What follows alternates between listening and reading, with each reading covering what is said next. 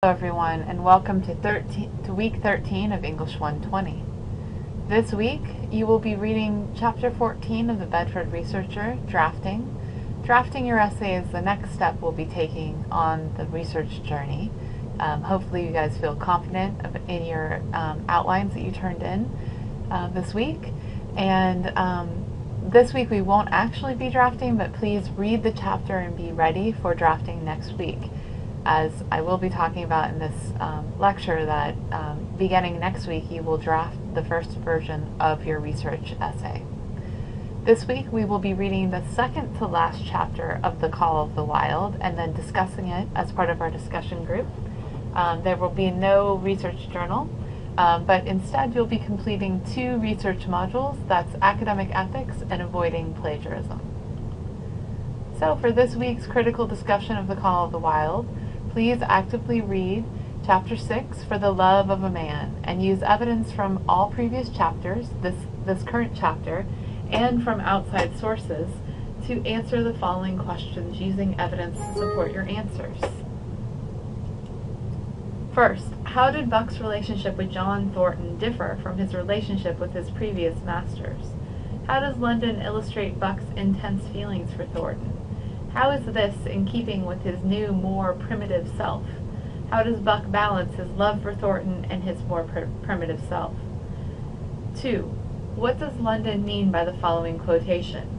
Quote, "He was older than the days he had seen and the breaths he had drawn." 3. How does Buck's love for Thornton compare to Dave's love of toiling in the traces? 4. Explain the meaning of the following quotation. Each day, mankind and the claims of mankind slipped farther from him. Deep in the forest, a call was sounding, and as often as he heard this call, mysteriously thrilling and luring, he felt compelled to turn his back upon the fire and to plunge into the forest. But as often as he gained the soft, unbroken earth and the green shade, the love of John Thornton drew him back to the fire again. After you've created your own post, which is due by this Friday at 11:59, please respond to at least 3 of your peers' posts by Tuesday at 11:59 p.m. Your research project, the next stage we're going to be doing, is the first draft of your 8 to 10 page paper. I'll be clearly explaining what this paper is, what's expected of you, and when all of the parts of it will be due in next week's lecture. But the first draft, which means a very completed 8 to 10 page draft, is due next week, and it's worth 50 points. So it'll be due at the end of next week. The following week, in week 15, you'll be doing peer review and self-review. Each will be worth 50 points. And then finally, you'll be turning in I'll also be giving you feedback on your first draft during that week.